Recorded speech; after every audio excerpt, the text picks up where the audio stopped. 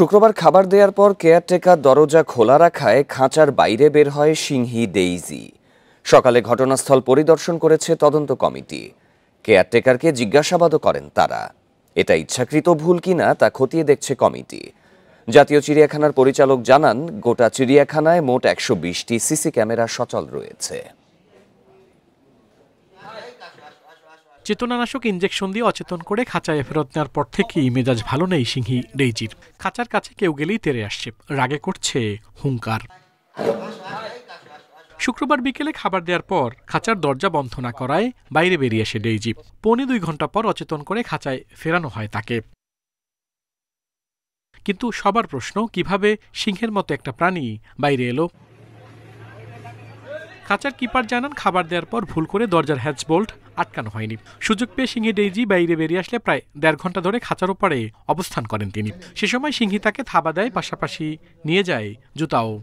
এটাকে বাহির থেকে ভিতরে আনতে গেছি, এখানে পরিষ্কার করে মানে তালাটা আমি লাগাই নাই। এই ফাঁকে ওই গেটটা টান দিছি, আর সেই ফাঁকে ভিতরে এসে পড়ছে, বাহিরে এসে পড়ছে। এদিকে প্রাণী সম্পদ অধিদপ্তরের 2 সদস্যের তদন্ত কমিটি ঘটনাস্থল পরিদর্শন করেছে। প্রাণীটি কিভাবে বের হলো তা খতিয়ে দেখছেন তারা।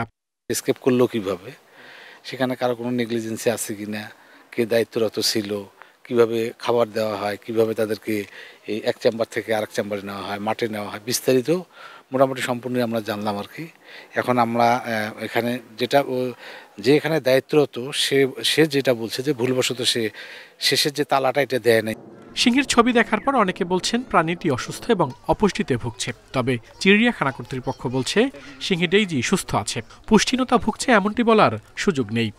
এদের ওভারফিটি যেন না হয়ে যায়, সেই জন্য সপ্তাহে 1 দিন কিন্তু তাদেরকে আমরা কোনো খাবার না দিয়ে শুধু পানি দিই। কাজটি কিন্তু আমরা করি তাকে সুস্থ রাখার জন্য। আমাদের যে সিংহটি গতকাল খাঁচা থেকে বের হয়ে গিয়েছিল, সেই সিংহটিও সম্পূর্ণ সুস্থ এবং তার স্বাস্থ্য খুবই স্বাভাবিক অবস্থায় আছে।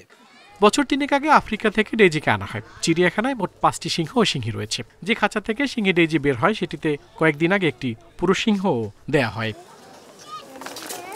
আল আমিন হোসেন, ইন্ডিপেন্ডেন্ট নিউজ, ঢাকা।